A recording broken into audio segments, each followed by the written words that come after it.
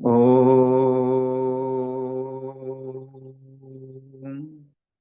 विश्वानि देव सवितर्दुरितानि परासुव यद्भद्रं तन्नासुव। ॐ शान्ति शान्ति शान्ति। वसुदेवसुतं देवं कंसचाणूर्यमर्दनं देवकी परमानन्दं कृष्णं वन्दे जगद्गुरुं। श्री सद्गुरुदेव भगवान की जय।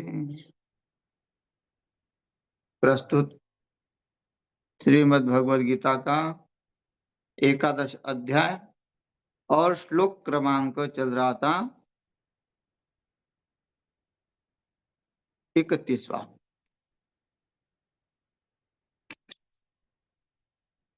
यहाँ भगवान जो है अर्जुन को विश्व रूप दिखाए हैं और अर्जुन विश्व रूप देखते ही जो है चकित हो गए कि एक ऐसा आपका रूप है कि ये मुझे तो समझ में नहीं आया। आप थे क्या और हो क्या गए, है ना?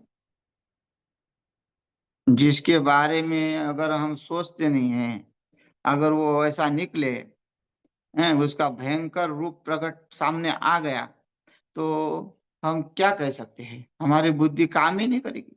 जिसको हम परम शांत गुणी मानते हैं, है ना? भगवान तो शांताकारं भुजगशयनम्।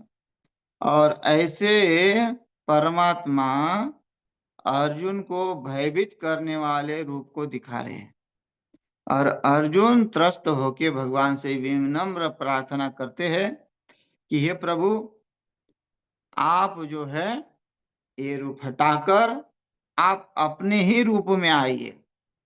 अब मुझे ये सहन नहीं हो रहा है। उग्र रूप है आपका ये। उग्र रूप किसको कहते हैं? जो जैसे कई भयंकर लोग दिखते ना, डाकू जैसे, हैं? ये ऐसा उनको देख के डर लग जाता है। मनुष्य के रूप में जो है राक्षस दिखाई देते हैं या फिर अलग तरह के दिखाई देते हैं कि जिसके देखते ही आदमी डर जाता है। वैसे ही भगवान का तो राक्षस तो नहीं है, लेकिन ऐसे भयंकर काल से भी काल रूप है, जो विकराल, बड़े-बड़े जटाएँ, दाढ़ी है, बड़े-बड़े दाँत है, तो ऐसे ही रूप है कि काल का रूप बना हुआ है, सबको निगल रहे हैं। तो ऐसे रूप को जो कहते हैं कि आपका उग्र रूप, जो नहीं है वो दिखा रहे। आख्याहि मे को भवानुग्ररूपो नमोऽस्तु ते देववर प्रसीद विज्ञातुमिच्छामि भवन्तमाद्यं न हि प्रजानामि तव प्रवृत्तिम्। आख्याहि मे को भवानुग्र रूप, उग्र है ना, यहाँ क्या भगवान उग्र रूपो। अब आप जो है ये आपका उग्र रूप बंद कर दीजिए। इसको देख के ही मेरा पेट भर गया। और आख्यायी का मतलब है कि आप मुझे ये बताइए कि इस रूप को दिखाने की क्या जरूरत थी? आप भक्तों को अगर ऐसे रूप दिखाओगे तो भक्त डर नहीं जाएंगे? हम आपके विश्व रूप का दर्शन करना चाहते थे, लेकिन हमको नहीं पता था कि आपके ऐसे भी रूप होंगे जो देखने लायक नहीं है। अब देखो, भगवान के अवतार हुए, हम मत्स्य, कच्छप, वराह, नरसिंह मानते हैं। लेकिन अच्छा, भगवान के अनेक रूप हैं। हर जगह कहीं न कहीं किसी न किसी रूप में लिया हुआ है अवतार। हर एक प्रदेश में अलग-अलग कहानियाँ हैं, अलग-अलग संतों ने उनके न अवतार माने जाते हैं, संत भी अवतार माने, जैसे महाराष्ट्र में तो संत ज्ञानेश्वर महाराज को महाविष्णु का अवतार मानते हैं। और अ, निवृत्तिनाथ महाराज को भोले बाबा का अवतार मानते हैं, शंकर जी का अवतार मानते हैं। और उनके जो मंझले भाई थे, उनका नाम सोपान था, उनको ब्रह्मा का अवतार मानते हैं। उनकी बहन थी तो आदि शक्ति मानते हैं। तो ऐसे हर जगह अवतार माना जाता है। तो वो सौम्य अवतार हो, लेकिन कहे कि उग्र अवतार भी है, नरसिंह अवतार, जिसके पास कोई जाना नहीं चाहता है। और वैसे भी अगर सब रूप में, जैसे हम देवी देवताओं की जो पूजा करते हैं, वो मनुष्य के रूप में या चतुर्भुज के रूप में जो है उनकी स्थापना करके उनकी पूजा अर्चना करते हैं। आज तक ऐसा देखा नहीं गया कि मत्स्य भगवान का जो है मंदिर बनाया गया है। अच्छा, कच्छ भगवान का मंदिर बनाया गया, वराह का कोई मंदिर नहीं बनाया दिखाई देता कि वराह अवतार लिया भगवान ने। तो वो ये तो उग्र रूप है ना भगवान के। तो ऐसे रूप जो है भक्तों को भी पसंद नहीं है। अच्छा, आज ज्यादातर हमें भक्त मिलेंगे भगवान राम जी के, भगवान श्री कृष्ण के, नरसिंह जी की, नरसिंह के भी भक्त है, नरसिंह भगवान को मानते हैं, जयंती होती है। लेकिन वराह जयंती भी होती है, लेकिन मानता मतलब ऐसे नहीं कि उसके नाम मंत्र का कोई जप करे या कोई उसको उसी को उपासना करे, उसको रख के या उसकी मूर्ति बना के, है ना। ऐसा कोई सुअर का मूर्ति बना के तो कोई रखता नहीं है।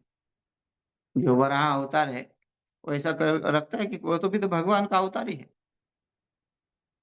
तो वैसा भी बना के, या फिर हम पूछते भी नहीं है ना। वराह अवतार जो है, वराह को जो है वो अपवित्र मानते हैं, छूना भी पाप समझते हैं। वराह को तो छूना भी पाप समझते हैं।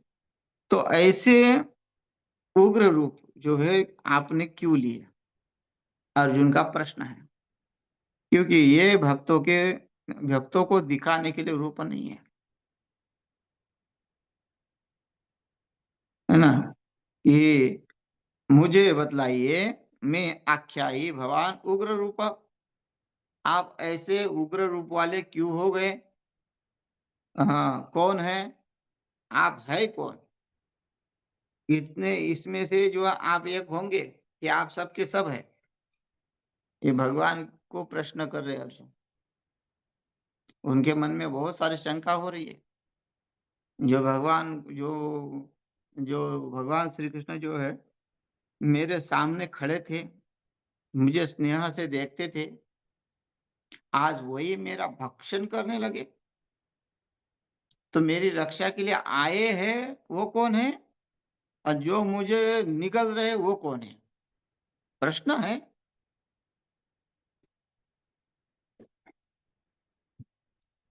है ना। इधर जो है भगवान अर्जुन के सारथी बने हुए हैं। अच्छा, भीष्म पितामह अर्जुन के ऊपर प्रहार करते हैं, तो भगवान वो जो है रथ का पहिया निकालकर भीष्म पितामह की ओर दौड़ते हैं। देखिए, और एक तरफ जो है काल बन के अर्जुन को ही निकल रहे। तो अर्जुन ने ये देखा कि भाई आप जो रथ पे है वो है मेरे हितकारी, जहाँ ये निगल रहे सबको, तो वो है। तो अगर आप रथ पे जो है और मेरे हितकारी वो है, तो फिर ये कौन है और ये रूप मुझे दिखाया किस लिए।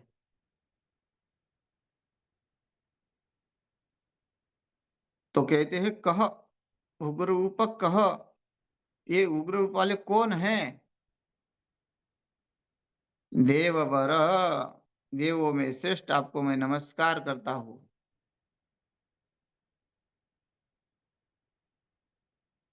क्योंकि जब अपनी पराजित समझ में आ जाती है कि हम पराजय है, तो हम वहां नतमस्तक होते हैं। हमारा अहंकार टूट जहां जाता है वहां हम नतमस्तक होते हैं। और जहां हमारा अहंकार टूटता नहीं है, तो वहाँ हम टाइट रहते हैं, झुकते नहीं किसी के सामने। अब अर्जुन का अहंकार नष्ट हो गया। भगवान ने जो बोध कराया था कि हत्वा प्रसिद्धि स्वर्ग जित्वा भोक्ष्यमय, उस समय भी अहंकारित था कि चलो कम से कम क्या है, योद्धा युद्ध लड़ता है, देश की सेवा हो रही है, लेकिन वो अहंकार है कि मैं लड़ रहा हूँ। लेकिन यहाँ सब प्रकार का अहंकार समाप्त हो गया, क्योंकि भगवान तो काल है, सबके काल। वो एक को भी नहीं छोड़ रहे, चाहे भक्त हो या अभक्त हो, सबको जो है मृत्यु को प्राप्त होना है। मृत्यु जब व्यक्ति को दिखती है, तब उसके अंदर वैराग्य निर्माण होता है।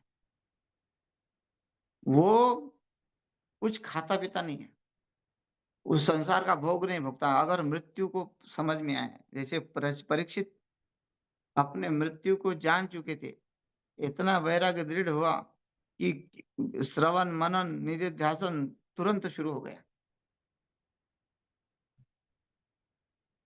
तुरंत।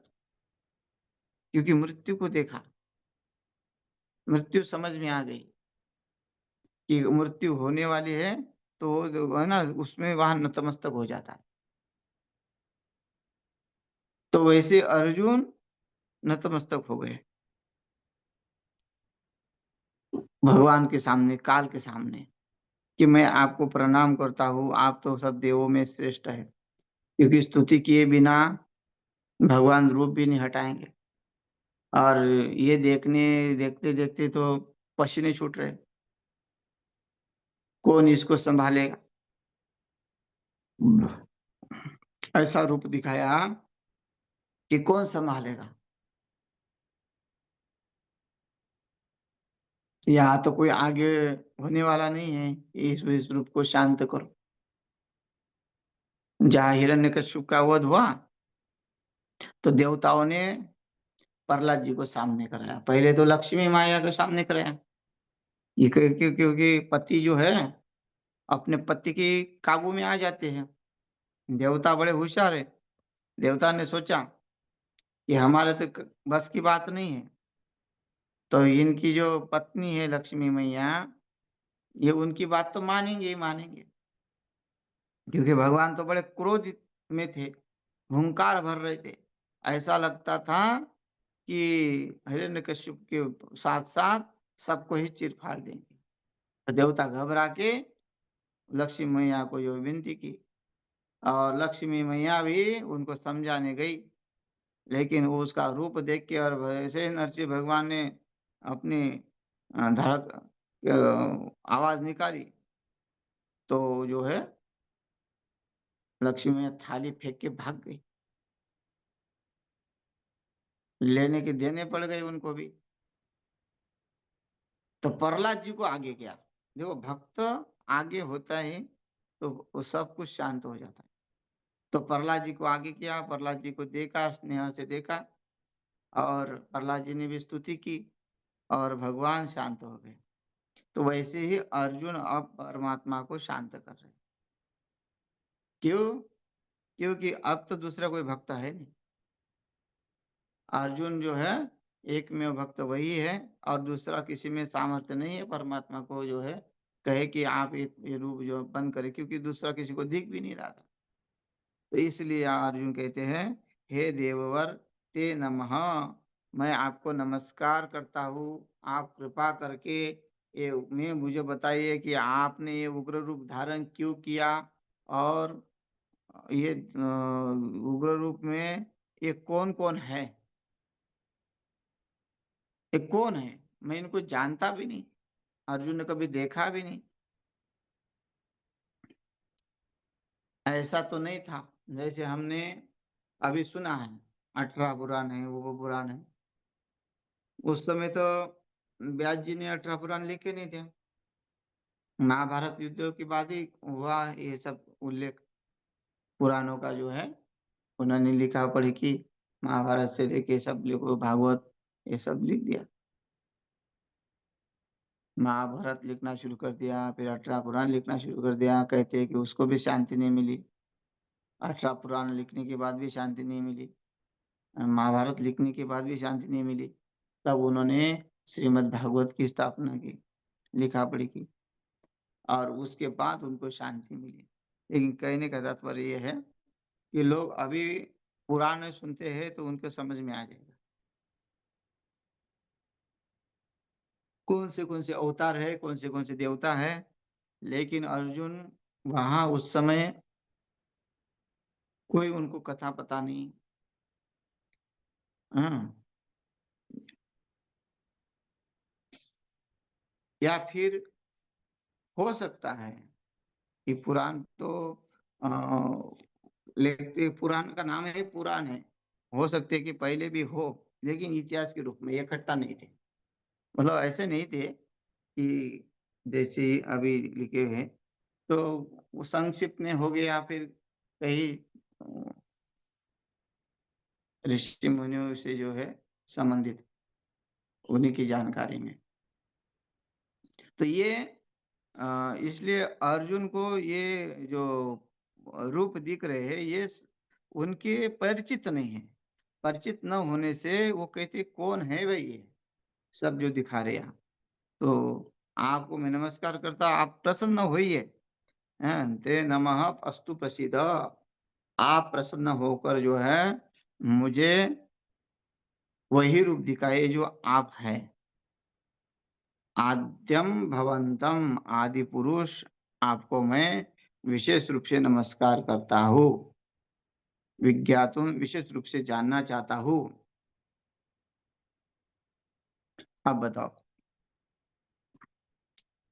ये अब अर्जुन ने यहाँ ऐसा क्यों कहा कि विज्ञातुम इच्छामि? आप कितना विशेष रूप से जानना चाहते हैं?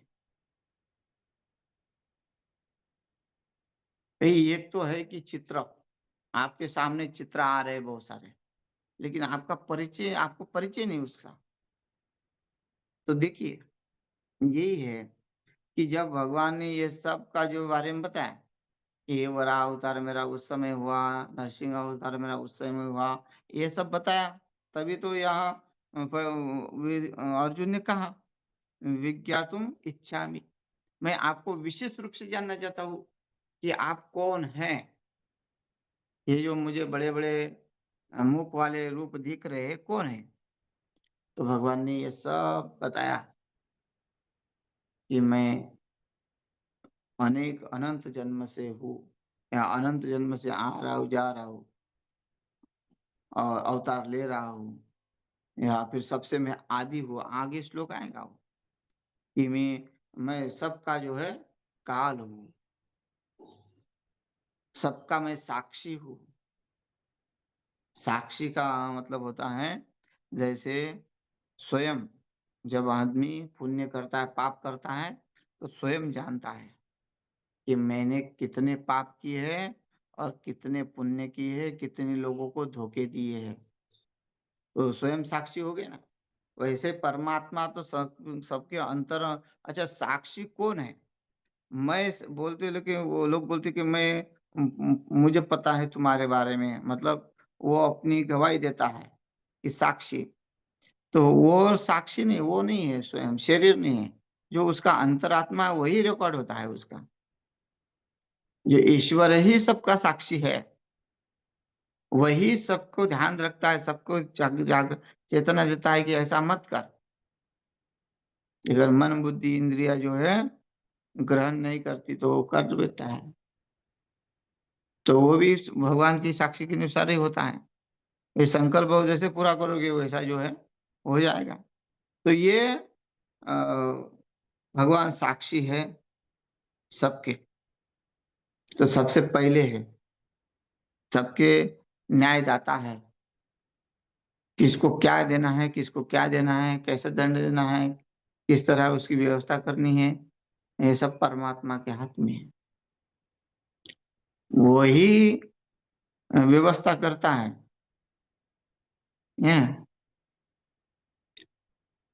उसके व्यवस्था में थोड़ी भी कमी नहीं है। हम इतनी गलतियाँ निकालते हैं परमात्मा की, कि हमारे साथ ही ऐसा क्यों होता है, हमारे साथ ही ऐसा क्यों होता है। भई जहाँ जो व्यवस्था बनती है वो बराबर करते हैं, है ना? देखो कई लोगों को भारत में रखा, कई लोगों को में वो पाकिस्तान में रखा, कई लोगों में अमेरिका में रखा। सबको एक ही जगह रखते हैं। भगवान का हृदय कहते हैं कि भारत है। तो ऐसा तो नहीं है कि भई भगवान चाहते नहीं हैं। नहीं, जो जहाँ से भी पुकारेगा, वो भगवान वहाँ पहुँचे थे। देखो कहाँ गजेंद्र और कहाँ वैकुंठ, है ना? और जैसे ही गजेंद्र ने पुकारा, तो जैसे ही उतारा तो गह के मतलब वहाँ केवल ग ही सुनाई दिया लक्ष्मी माता को, कि मुझे गजेंद्र बुला रहा है। कहाँ जा रहे इतने भाग-दौड़ में? तो ग कहाँ और नीचे आ गए परमात्मा। तो इतने जल्दी, तो कैसे भी आह्वान करो, है ना? कहाँ सूर्य नारायण है और सूर्य नारायण को हम यहाँ से अर्घ्य दे रहे हैं। तो अर्घ्य दे रहे तो वो क्या उनको प्राप्त नहीं होता? वैसे कहीं से भी उपासना होती है। हाँ, भूमि का महत्व नहीं है, भूमि में क्या होता है वो महत्व है। ज्ञानेश्वर महाराज कहते हैं कि तीर्थ क्षेत्र कैसे होते हैं? तीर्थ क्षेत्र किसको कहते हैं? या कैसे बने हुए हैं? बोलते ते तीर्थ ते क्षेत्र जगी त्याची पवित्र, भक्ति कतिशय मैत्र जया पुरुषा। ये कहते हैं कि वही तीर्थ और क्षेत्र है। तीर्थ मतलब जहाँ नदियाँ बहती है और क्षेत्र मतलब जहाँ संत महात्मा लोग रहता है, देवता लोग रहते हैं। तो वो बनता है तीर्थ क्षेत्र। जैसे ऋषिकेश तीर्थ क्षेत्र है। यहाँ गंगा जी जैसी नदी भी बह रही है और संत महात्मा का जो है निवास भी है। तो इसलिए तीर्थ क्षेत्र कहते हैं। तो लेकिन तीर्थ क्षेत्र कैसे बना? बोलते जहाँ सत्संग होता है ना? जगी तेजी बोलते भक्ति कतिशय मैत्र ज्या पुरुष, जहाँ भक्ति होती है, हाँ, जहाँ उपासना की जाती है, चाहे आपका घर हो, चाहे वो हिमालय हो, अगर आपने परमात्मा की भक्ति वहीं बैठ के की, तो वो भी हमारा तीर्थ क्षेत्र बन जाता है। क्योंकि भक्ति से तो गंगा जी आई। भोलेनाथ की भी भक्ति तो गंगा जी आ गई। तो भक्ति जहाँ करोगी वहाँ गंगा जी भी आएगी और परमात्मा वही दर्शन देंगे। रहते तो वैकुंठ में है, कैलाश में है, जहाँ भी रहते हैं। लेकिन अगर आपको उनके दर्शन चाहिए, तो ऐसी भक्ति करनी पड़ेगी। और आत्म अनुभव चाहिए, तो आत्म अनुभूति की भी जो है, ये पहली स्टेप है कि आपने भक्ति करना है, परमात्मा का दर्शन करना है, आप उसको चाहते हैं कि मुझे इस रूप में मिले, ऐसे रूप में मिले, हैं? अर्जुन ने चाहा था कि मुझे विश्व रूप दिखाओ, जो आपने विभूतियाँ सुनाई। विभूतियाँ तो सुनाई लेकिन आप मैं प्रत्यक्ष देखा नहीं। अब प्रत्यक्ष भगवान ने कहा भी था कि मैं जो गिनती कर रहा हूँ उतनी नहीं है और जितनी गिनती तूने सुनी है उससे ज़्यादा निकले तो डरना भी मत। लेकिन वही हुआ कि अर्जुन डरने लगे। तो ये है। तो जैसी जहाँ जिस रूप में ये था माम प्रपद्यन्ते ततस्तैव भजाम्यहम्, जैसे-जैसे भजोगे वो वैसे ही प्राप्त होगा, वही प्राप्त होगा। तो इसलिए ये तो कहते हैं कि तीर्थ क्षेत्र का महत्व बताते हैं कि तीर्थ क्षेत्र में जाना चाहिए, स्नान करना चाहिए। भाई तीर्थ क्षेत्र में केवल स्नान नहीं, स्नान तो होता है ज्ञान गंगा में स्नान करना चाहिए। जो तीर्थ क्षेत्र में जाते हैं, वो आजकल एक टूरिस्ट आ रहे खाली। तीर्थ क्षेत्र की यात्रा कोई करता नहीं है। यात्रा का अर्थ है कि खुद का भोजन साथ में लाओ, हैं? वहाँ कहीं किनारे बना के बैठो, अपना भोजन बनाओ, पाओ और उसमें से कुछ 2 संतों को भी भोजन खिलाओ। आजकल तो वो प्रथा नहीं रही। तो कम से कम 5 ब्राह्मण या कोई 5 संत, अगर हमारी जैसी स्थिति परिस्थिति के अनुसार कि वहाँ तीर्थ में जाने के बाद हमने उनको खिलाना, कुछ ना कुछ दान पुण्य करना। धर्म दान पुण्य का मतलब जहाँ धर्म हो रहा है वो धर्म की सहायता करना। क्योंकि तुम्हारे घर में धर्म नहीं हो सकता है। तो तुम तीर्थ क्षेत्र में जा रहे हो, लेकिन तीर्थ क्षेत्र में जाने के बाद मंदिर हो रहे, जा रहे हैं, फोटो खींच रहे हैं, अच्छा पंडित जी बुलाते हैं कि आओ आओ दर्शन करो, टीका लगाओ, नहीं नहीं नहीं नहीं नहीं, दूर दूर दूर दूर दूर दूर करते हैं, टीका नहीं लगाते। आज 1 रुपया डालने के डर से। और होटलों में जितना बिल फाड़ना है उतना फाड़ेंगे। 200 का भोजन 400 पे भी लिख दिया वो, तो उसको 400 रुपये दे देंगे। लेकिन तीर्थ क्षेत्र में जाके 10 5 ब्राह्मण को भोजन नहीं खिला सकते। क्वचित लोग हैं जो करते हैं, ऐसा नहीं है कि नहीं है, बिल्कुल धर्म तो चल ही रहा है। लेकिन कुछ लोगों की ऐसी हो गई अवस्था कि वो केवल टूरिस्ट, कि हमको देखना है कि ऋषिकेश कैसा है, हमको देखना है कि हिमालय कैसा है। कहीं कहीं पहाड़ जहाँ जहाँ गाड़ी नहीं, वो कहीं कुछ नहीं जाती, वहां भी लोग ट्रैवलिंग करते हैं केवल देखने के लिए, नज़ारे देखने के लिए। और उसके बुक बनाएंगे कि हमने इतना ट्रैवल किया, हमने इतना घुमा, भाई उसका क्या फल मिला। और अगर वही तुम श्रद्धा से घूमते, उस जगह पे परमात्मा है ऐसा दर्शन करते करते तुम जाते कहीं भी जाओ, हैं, हिमालय तो पूरा परमात्मा से भरा हुआ है, और देवी देवताओं का स्थान है, और जहाँ देखो वहाँ देवी देवता है। लेकिन मंदिर के गेट तक जाने के बाद भी मंदिर में अंदर नहीं घुसते, बूट पैर में होने से दूर से ही दर्शन करते हैं, और निकल पड़ते फोटो निकालने के लिए जंगल में, इधर के उधर, उधर के इधर। तो ऐसे अवस्था लोगों की है। तो देख, तो इसलिए तीर्थ क्षेत्र जो है, ये मान्यता है कि जहां जहां जहां भी हम रहते हैं वो तीर्थ क्षेत्र बन सकता है। हाँ, वहां सत्संग सुने, वहां स्वाध्याय करें, अपने आप स्वाध्याय करें, सत्संग सुने, कहीं ना कहीं मंदिर में जाए, अपने घर में भक्ति करे, अपने घर में पूजा पाठ करे, बढ़िया। तो वो अपने घर में ही तीर्थ क्षेत्र है। तो ऐसे जो विशेष रूप से जानना है, कहते हैं अर्जुन जो है जिज्ञासा करते हैं कि मैं वो उनको जानना चाहता हूँ। तो भगवान ऐसा तो नहीं थी कि अर्जुन को कुछ समझता नहीं था, तो जानना ये चाहते हैं कि ये सब क्यों, किस लिए। हाँ, क्योंकि आपकी प्रवृत्ति को नहीं जानता मैं। जो आप ये लीला सब कर रहे हैं, देखो ज्ञान होने के बाद भी अ, केवल देखने के लिए दिए चक्षु, ऐसा तो नहीं है कि ब्रह्म ज्ञान दे दिया। केवल दिव्य चक्षु क्यों दिए, कि भगवान का जो स्वरूप है, वो स्वरूप दिखने के लिए भी, अगर ये चर्म चक्षु से नहीं दिखाई दे पड़ते, सूर्य नारायण को आप देखो, 1 मिनट में नहीं देख सकते। तो भगवान तो कोटि सूर्य समप्रभा है, कोटि सूर्य की कांति है उनकी, उनका तेज है। तो ऐसे, अच्छा ये अनुभव किया मैंने कि कई कई महात्मा भी, उनके सामने जाओ तो ऐसा लगता है कि कुछ कमरे में प्रकाश पड़ रहा हुआ है, अलग सा जो है मतलब आंखें ऐसी ये हो जाती है कि जैसे कुछ अंधेरा मतलब हो गया है आंखों के सामने। ऐसे भी कई कई देखे जाते हैं कि वो इतना वहाँ जो है तेज लगता है, उनको देखते ही ऐसा लगता है कि हमारे आंखों में नहीं, आंखें से जो है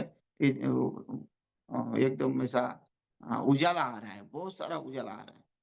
तो ऐसा है, होता है ऐसा, कई कई तप्पी होते हैं तो उनको देख के होता है।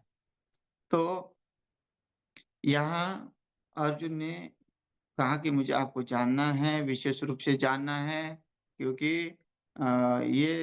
ये जो आपकी जो प्रवृत्ति है, इस प्रवृत्ति से मैं अभिज्ञ हूँ। क्योंकि आपकी प्रवृत्ति क्या है, शांताकारम भुजगशयनम, आप शांत है, कोमल स्वभाव वाले है, नवनीत रूप से है ना, नवनीत वो हृदय वाले हैं। आप ऐसे क्रोधी नहीं है, आप तो दयावान हैं, कृपावान हैं, सौम्य हैं। तो ऐसे शीतल होने के बाद आप इतने भयंकर ज्वलंत कैसे बन गए? जो इतनी भयंकर आग है कि उसमें जाते ही व्यक्ति को भस्म हो जाता है पूरा।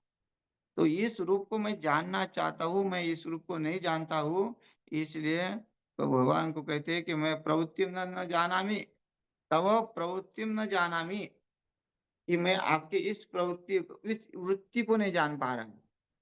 हाँ, प्रजानामि, नहीं जानता, विशेष रूप से। प्र मतलब विसर्ग लगे, उपसर्ग। जानामि भी बोल सकते हैं, लेकिन प्रजानामि, इसको तो बिल्कुल नहीं जानता, विशेष रूप से, है ना? जानामि तो होता है कि चलो कोई कुछ जानता है, कुछ नहीं जानता, लेकिन प्रजानामि का मतलब बिल्कुल ही नहीं जानता। तो ऐसे भगवान को रूप जो है देखकर भगवान भी मंद-मंद मुस्कुराते हैं और फिर अर्जुन के प्रश्न का निरसन करेंगे। अगले श्लोक में स्वयं भगवान उत्तर देते हैं और वो उत्तर हम जो है कल सुनते हैं। अब समय हो गया, शेष कल देखते हैं। हरि ओम तत्सत।